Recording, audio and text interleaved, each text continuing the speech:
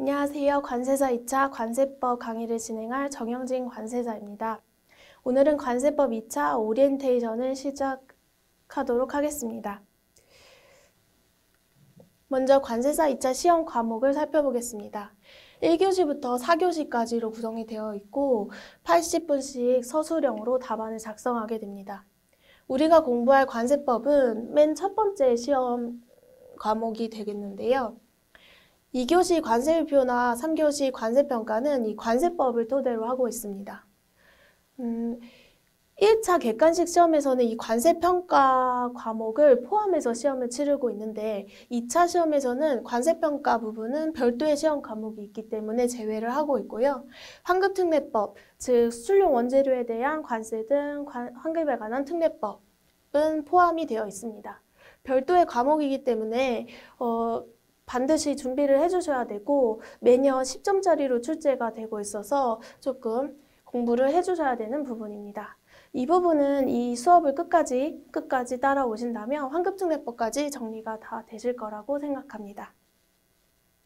1차 객관식 시험은 1차 객관식 시험에도 관세법이 있기 때문에 이 수업을 들으시는 분들은 1차 시험 경험이 있으시거나 아니면 1, 2차를 동시에 대비하시고자 해서 들으시는 분들이 많이 있을 거라고 생각합니다. 본 교재는 관세법 1조부터 330조까지 해서 반드시 암기해야 될 부분, 반드시 공부해야 될 부분만을 핵심 정리한 것이기 때문에 처음 관세법을 시작하시거나 아니면 어느 정도 숙지가 되신 분들이 이 수업을 잘 따라오시면 관세법을 더 정리를 잘 해 나가실 수 있다고 생각합니다. 2022년에 문제 유형이 크게 변경되었습니다. 변경 전에는 50점 문제 한 문항, 10점 문제 5문항으로 구성이 되어 있었는데요. 변경 후에 30점 두 문항과 20점 두 문항으로 나뉘면서 배점과 문제 물음도 조금 달라졌습니다. 30점 문제에는 물음 1, 2, 3, 20점 문제에는 물음 1, 2 형태로 해서 나눠서 이제 시험이 출제가 되고 있는데요. 물음 1에 5점, 15점, 10점, 8점, 12점으로 배점도 굉장히 다양해졌습니다. 그렇기 때문에 기존에는 분량 때문에 나오지 못했던 이 5점짜리 문제처럼 조금 눈여겨보지 않았던 세부적인 부분까지도 암기를 충분히 해주셔야 되고 전체적인 구조도 공부를 해주셔야 될 것으로 보입니다. 2차 시험을 준비하시면서 몇 가지 말씀드리고 싶은 게 있습니다. 그 중에 첫 번째가 암기와 이해입니다. 1차 시험 같은 경우에는 객관식 시험이기 때문에 이렇게 답안을 맞추기 위해서 세부적인 부분까지 암기를 충분히 해주셨을 텐데요. 2차 시험은 서술형이기 때문에 어느 정도 내가 이해를 했으면 그걸 토대로 해서 맥락에 맞게 쓰면 어느 정도 점수를 맞을 거다라고 막연하게 생각하실 수 있습니다. 하지만 2차 시험은 쓰는 시험이기 때문에 좀 더 암기를 해주셔야 되는데요. 특히 이해만으로 답안을 작성을 실제로 해보시면 답안을 채우기가 굉장히 힘드실 겁니다.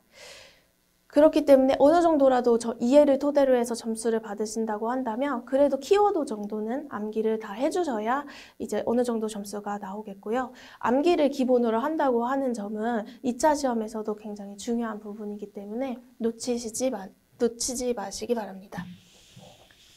그리고 이 중에서 제가 제 개인적으로 가장 중요하다고 생각하는 부분은 각 조항의 정의, 의의입니다. 이 부분은 문제 첫 번째에 작성하게 되는 부분인데요. 핵심적인 문제의 내용이 핵심 부분이 이 부분에 다 함축되어 있기 때문에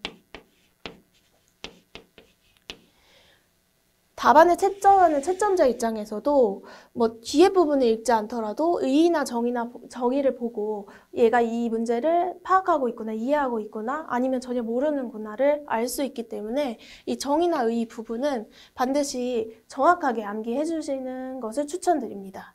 그리고 이 내용이 함축되어 있다 보니까 2번, 3번, 4번 목차까지 이후의 목차도 예상이 가능하게 돼서 암기하시는 데 더 좋으실 거라고 보고요.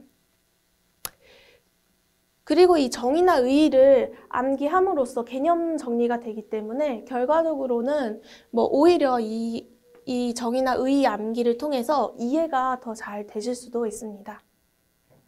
어쨌든 수업을 통해서 이해를 충분히 하시게 되겠고, 암기는 별도로 암기식을 사용하시더라도 필수로 하셔야 되는 점 꼭 인지하시기 바랍니다. 두 번째는 서술의 연습입니다. 시간을 충분히 들여서라도 교재에 있는 기출문제의 답안을 그 답안지에 한번 옮겨보시기 바랍니다.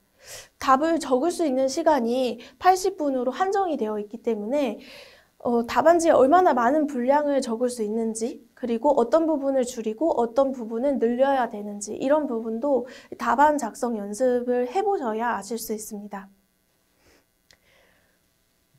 결과적으로 이 시험이 서술형 시험이기 때문에 머릿속에 있는 답안을 반드시 답안지에 옮기는 연습을 꾸준히 해주셔야 시험장에 가서 당황하지 않을 수 있습니다.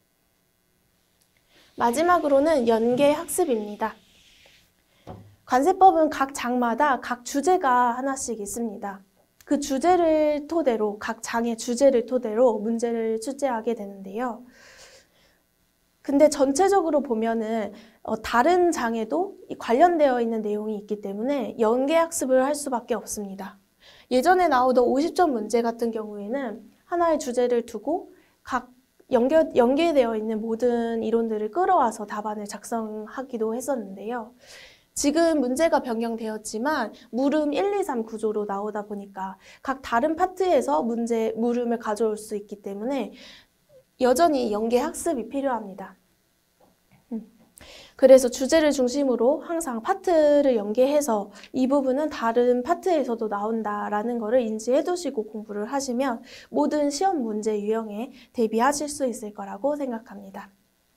수험생분들의 빠른 합격을 위해서 최대한 이해 위주의 강의를 통해서 암기와 관세법 정리에 도움을 드릴 수 있도록 하겠습니다. 다음 시간에는 본격적으로 관세법 1장 총칙부터 시작해 보도록 하겠습니다. 감사합니다.